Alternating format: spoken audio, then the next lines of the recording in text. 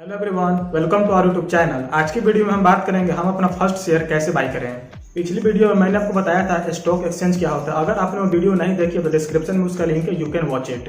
तो चलिए चलते हैं आज के अपने इस टॉपिक पर, जहां हम बात करेंगे अपने फर्स्ट शेयर के बारे में कि हम अपना फर्स्ट शेयर कैसे खरीदें।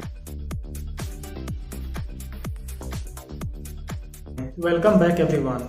पहली टिप बेसिक होगी और जैसे जैसे वीडियो में आगे बढ़ेंगे हमारा टिप भी एडवांस होता जाएगा। तो पहले टिप से शुरुआत करते हैं और वो टिप है कंपनी का ट्रैक रिकॉर्ड। सबसे पहले हम उस कंपनी के प्रीवियस ट्रैक रिकॉर्ड को वॉच करेंगे और यह भी देखेंगे कि कंपनी के ऊपर कोई स्कैम और कंप्लेन का केस तो नहीं चल रहा है। अब आप सोच रहे होंगे कि कंपनी के ऊपर कंप्लेन करता कौन है, तो मैं आपको बता दूं, कंपनी के ऊपर कंप्लेन करता है शेयर मार्केट के रेगुलेटिंग एजेंसी जैसे आरबीआई, सेबी और स्टॉक एक्सचेंज। ये कंप्लेन करते हैं कंपनी के ऊपर इरेगुलरिटी को लेकर। तो आपने सुना या कहीं देखा होगा या न्यूज़पेपर में रीड किया होगा कि सेबी ने XYZ कंपनी को स्कैम का और कंप्लेन का नोटिस भेजी है। क्या आपने कभी सुना है सेबी ने कोलगेट और डाबर कंपनी को स्कैम या इरेगुलरिटी का नोटिस भेजी है? कभी नहीं, क्योंकि इन कंपनियों का मैनेजमेंट पहले से ही सही रहा है और उम्मीद किया जा सकता है कि इन कंपनियों का मैनेजमेंट आगे भी सही रहेगा। तो ये हुई कंपनी की ट्रैक रिकॉर्ड की बात। अब हम बात करेंगे नेक्स्ट टॉपिक कंपनी के सेल्स प्रॉफिट के बारे में। मनी कंट्रोल पर जाके आप अपनी सिलेक्टेड शेयर के बारे में जरूर पता कर लें कि उस शेयर का रेट या उस शेयर का सेल्स लगातार बढ़ रहा है या नहीं बढ़ रहा है। सेल्स और प्रॉफिट दोनों को एक साथ बढ़ना बहुत जरूरी है। अगर इन दोनों में से कोई एक इंक्रीज कर रहा हो तो वो काफी नहीं है। जैसे किसी कंपनी की सिर्फ सेल्स बढ़ रही है और प्रॉफिट कांस्टेंट है, तो आपको ये पता लग जाएगा कि कंपनी सिर्फ अभी सेल्स से फोकस की हुई है। घाटे में जाकर या लॉस में रहकर कोई भी कंपनी, कोई भी छोटी कंपनी या बड़ी कंपनी अपनी सेल्स को एक्सपेंड कर सकता है, अपनी सेल्स को बढ़ा सकता है। लेकिन स्टेबल और ग्रेट कंपनी सिर्फ वही कंपनी है जो लगातार अपने सेल्स और प्रॉफिट दोनों को एक साथ इंक्रीज कर रहा है। अगला पॉइंट है रिटर्न ऑन कैपिटल। बहुत सारे बिजनेस ऐसे होते हैं जिनमें बहुत हाई रिटर्न होता है।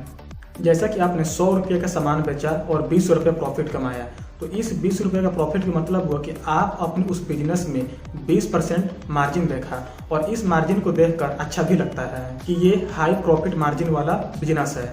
लेकिन सिर्फ हाई मार्जिन बिजनेस होना काफ़ी नहीं है।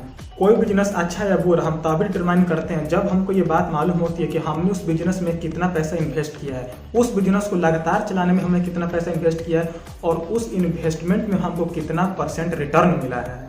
क्योंकि मार्जिन जो होता है वो डायरेक्टली सेल्स पे डिपेंड करता है, कोई फिक्स कॉस्ट इंक्लूड नहीं होती है।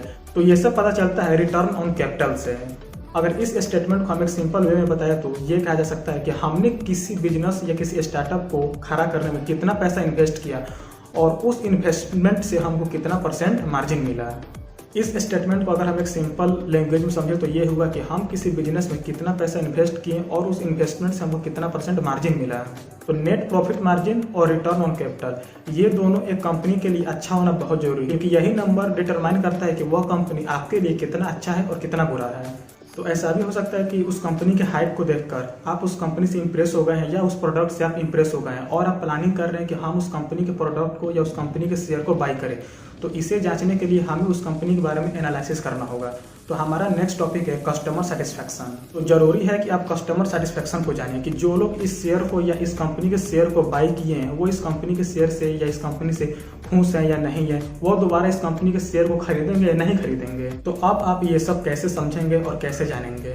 तो ये सब जानने का सबसे अच्छा तरीका है कि आप खुद कस्टमर बने, आप खुद मार्केट में जाएं और उस कंपनी का आप प्रोडक्ट बाई करें, उसका रिव्यू करें। आपको खुद पता चल जाएगा कि वो कंपनी सच में अच्छा है आपके लिए या अच्छा नहीं है।